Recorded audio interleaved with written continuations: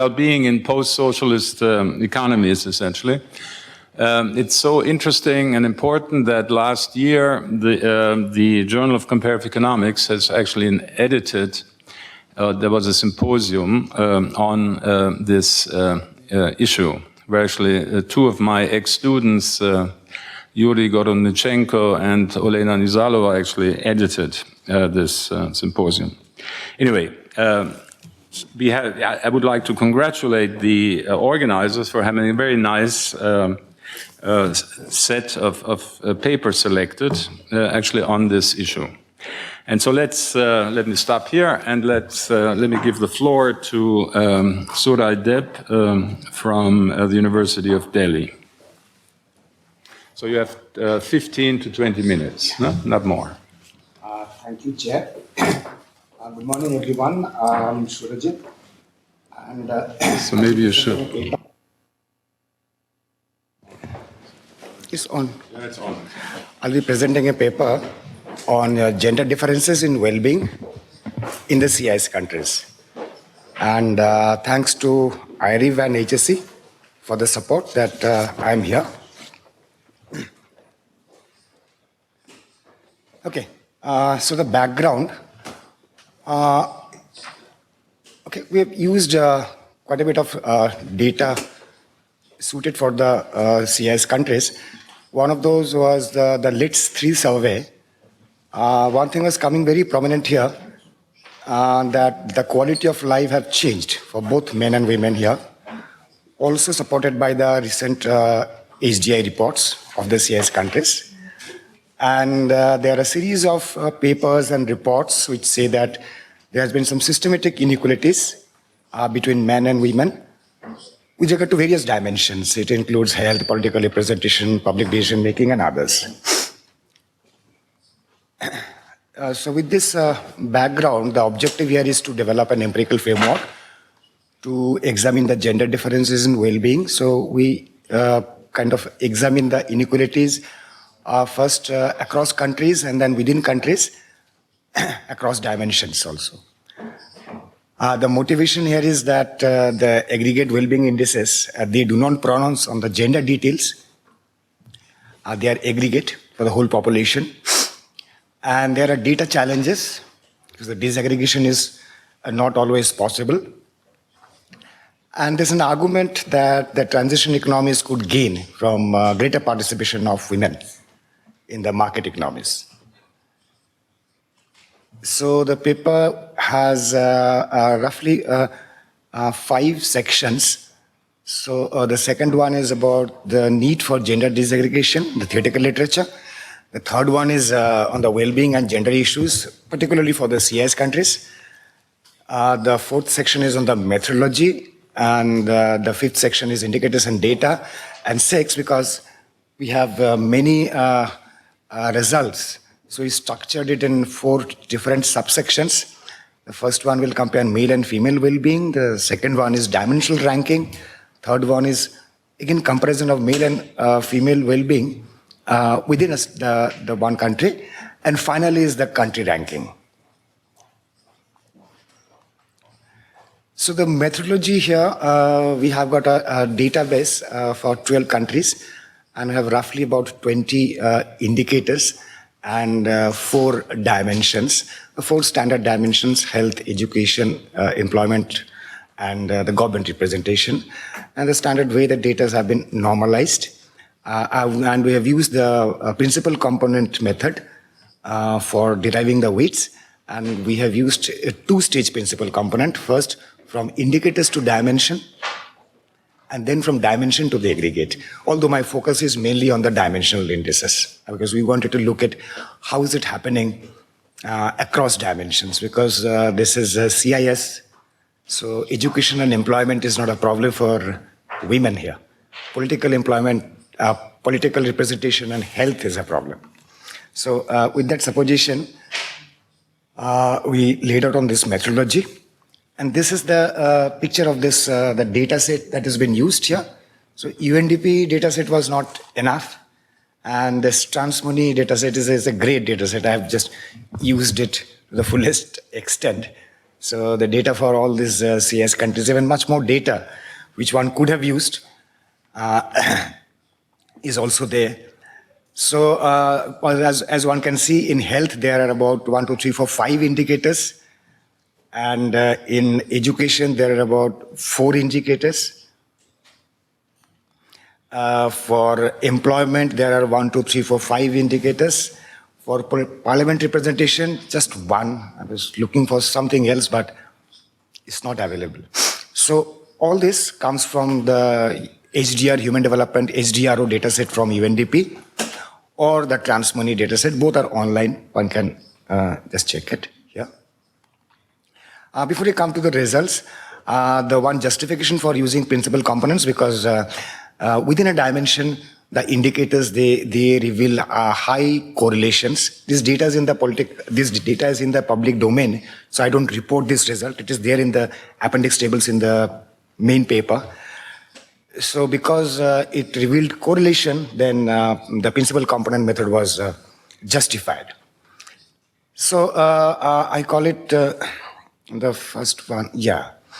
So like this is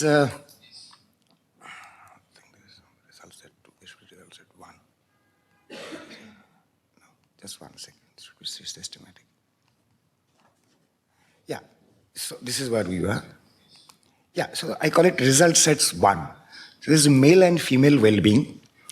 So we have here all the 12 countries and all the 4 dimensions. So 4 different colors, 4 different pillars. So one can see what is happening across countries and within a country. So now one can use these findings to pin up a particular kind of hypothesis that one has in his mind. But we find quite a mixed picture here on gender and also on countries. So like this is male and this will be female, figure 1 and 2. So I can see Russia. It has the red pillar, that is education is very tall, but on health it is down. And similarly on Belarus, I'll come to the Belarus story because Belarus was recently highlighted in the World Economic Forum's gender indices. It's quite an achievement story here. So Belarus men have nothing to say about it, but you see the Belarus females, it's good in employment, very good in parliament representation, but it is negative on health.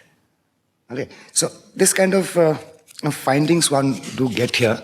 So figure 1 and 2, although it's full, so the male picture, 4 dimension, 12 countries, and figure 2 is the female picture on all 12 countries, 4 dimensions. So I call it is the set 1, results from set 1. Then I come to my result set 2. Here I rank the dimensions. Okay, so I've got both male and female, male from my left hand side and female from the right hand side. So male in a descending order and female in a ascending order. So just Russia is very prominent here, and both Russian male and female. And rest of the countries are nowhere to be seen. All right. And this is on the only on the dimension health. So just I pin that health could be an issue here. What about education? That will be figure 4. Again, we have Russia. Kazakhstan comes here, but only for the females. That is on my right hand side, not in the left hand side. So then we have covered two dimensions, that is health and education. I have 2 more to go, that is employment and parliament representation. The story becomes a little different from here. If I go to employment, on my right hand side, all females are positive. But most of the countries, the males are negative. For the females, I have at least 11 out of 12 countries that are quite achievement, I would say. In Tajikistan, the lowest one for female is in the positive range. But for males, it is only 3 countries, that is Kazakhstan, Moldova, and Belarus, that is in the positive range. Rest all 9 countries are in the negative range. And so after health, education, and employment, I go to my parliament representation. That's the last slide. And that has to be taken a little seriously because there's only one indicator here. Again, I mean, I'd say both males and females are, both male and female are better off in a majority of countries, excepting for 2, which falls in the middle, that is Belarus and Ukraine. This is a negligible representation. Yeah.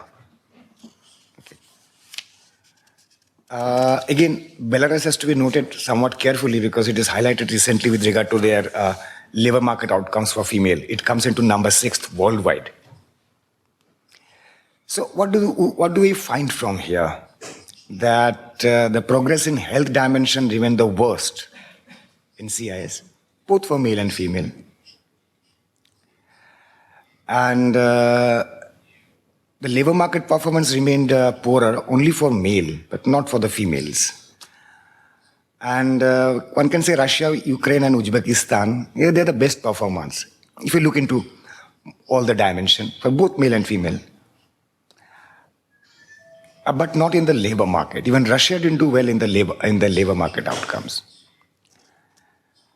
And in the same countries, which are doing well in other dimensions, they are also not doing so well in the parliament representation. Even Russia is not doing so well in the parliament representation. In fact, there are more male parliament representation than the female ones. So now I come to the other focus results set 3, where for every country, male and females are plotted side by side. So the blue one is male and the red one is female. So then Russia is in the tallest. Now I look for here the gaps here. So Russia is very much ahead in this diagram, and that is on the health.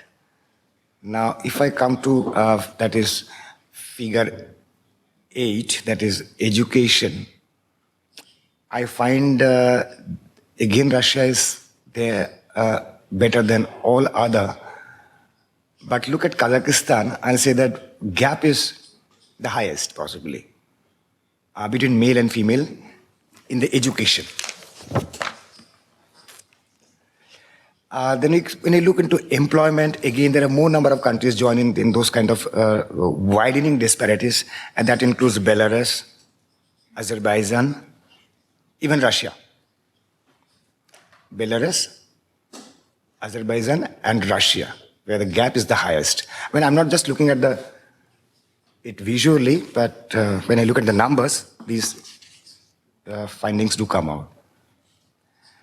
So after employment, I go to my parliament representation, that will be figure 10. And again, I'll see Belarus. The female is there, but the males are nowhere. And the blue rectangle is missing here. Even for Ukraine, again, the blue is here, but the red one is missing. The females are missing. Just see the extent of discrepancies across these 12 countries or within countries. So the findings are out here that comes out if you take all the pictures. Then we see there is no as such evidence of gender inequality in the well-being scores of health, education, and employment. But as we come near on this government representation, then we can see that women lag behind men. All right. And the final set of results, and there is a second stage principal component aggregation, where I combine all the 4 dimensions into one, although that was not my main objective, but I just wanted to rank, to see the ranking, because nowadays many organizations do provide ranking, and one is available which I refer to is World Economic Forum's ranking. So again, Russia, Ukraine, Kazakhstan from the left-hand side for male, or Russia, Kazakhstan, Ukraine the same three, different are from the right, male and female, and rest of the countries are, I'll say, poor performances. Okay, and that's my last picture. All right. So what do we gather from here? The composite well-being indices scores that lists that Armenia, Tajikistan, Azerbaijan, Belarus remain very low for both male and female, and Russia, Kazakhstan, Ukraine, Uzbekistan remain top performance here. So, and the implications are that gender parity is in the Sustainable Development Goal targets, but CIS, they have data limitations and also for very diverse trends. And there's an argument that gender parity could remain a challenge in the SDG targets for all the CIS countries. So if we compare the ranking out here, I mean, Russia is way ahead other CIS countries, but the global ranking, Russia comes into 75.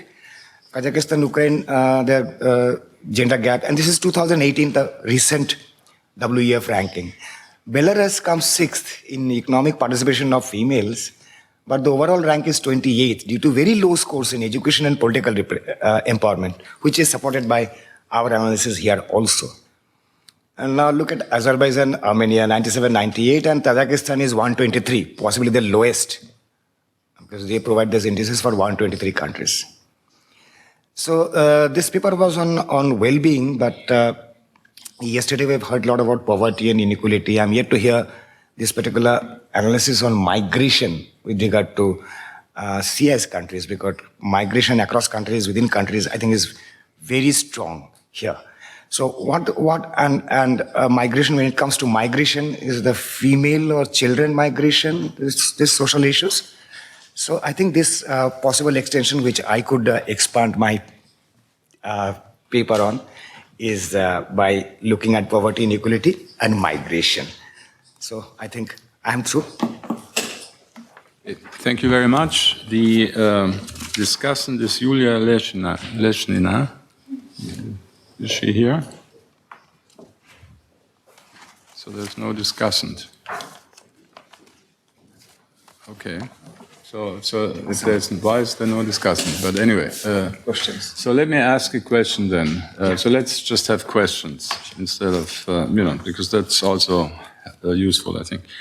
I mean, I don't quite understand this idea of parliamentary representation. What does it mean? I mean, these are all countries. There's not one country that's not an authoritarian regime. There's no parliamentary democracy in any of these countries. So what does it mean, political empowerment for men and women?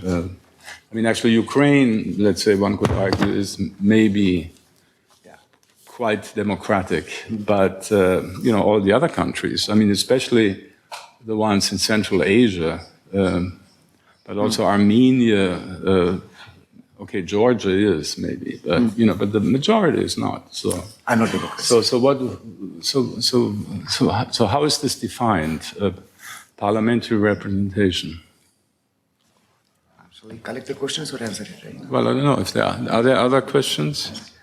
Yeah. See, I'm aware of this phenomena, and this data is from UNDP, and the definition is a number of women parliamentarians.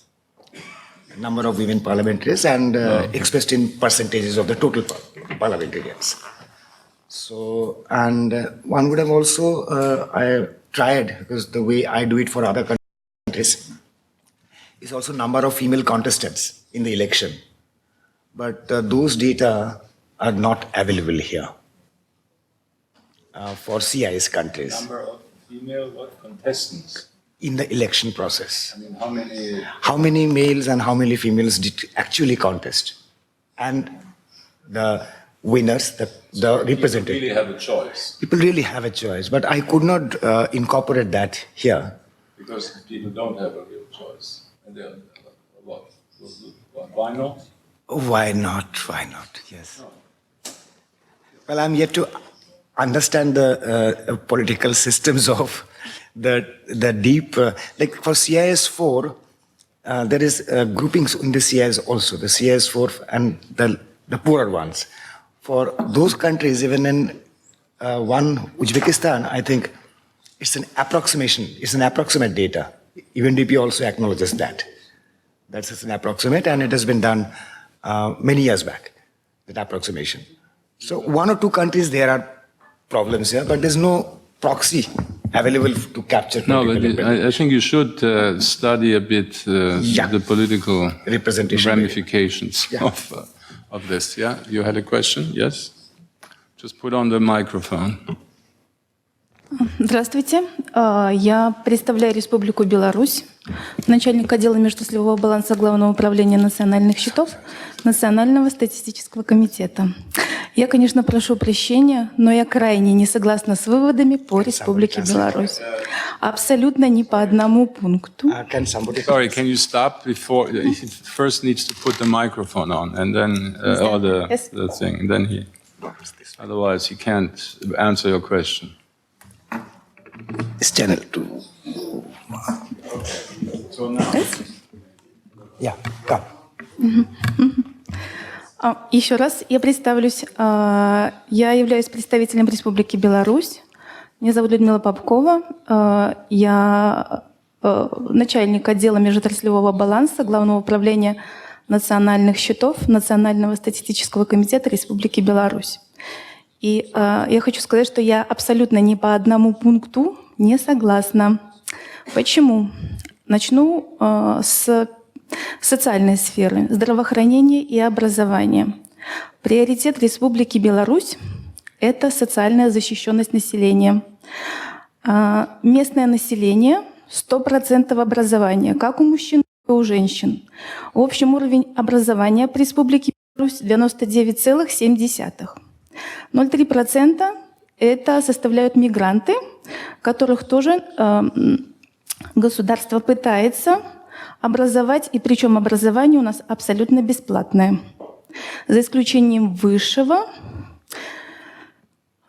И причем первое образование высшее для населения тоже бесплатное, но для этого наша молодежь должна пройти ЦТ и сдать экзамены и пройти 1 балл для бесплатного.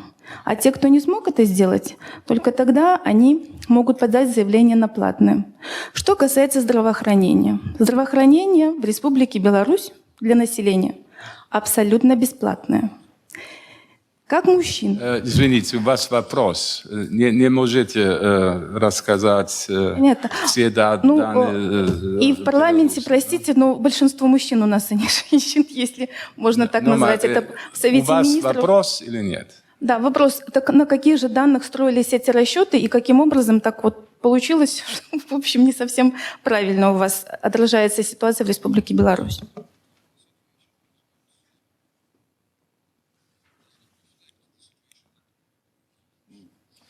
Is that done? Yeah. Okay. So I think you disagree more than agree.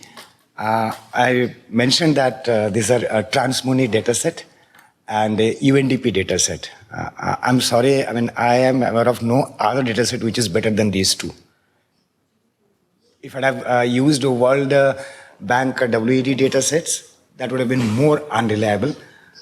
And Belarus, this discrepancy is also mentioned in the World Economic Forum 2018 report. The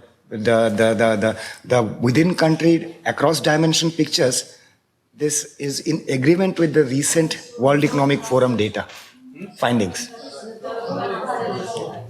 You have to go to the microphone.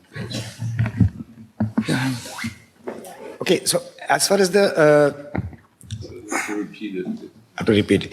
Yeah, as far as the data questions are concerned, I thought I have done the things right by relying on the Transmuni, that is UNICEF, and the Human Development HDRO Office, Human Development Office data sets, these two.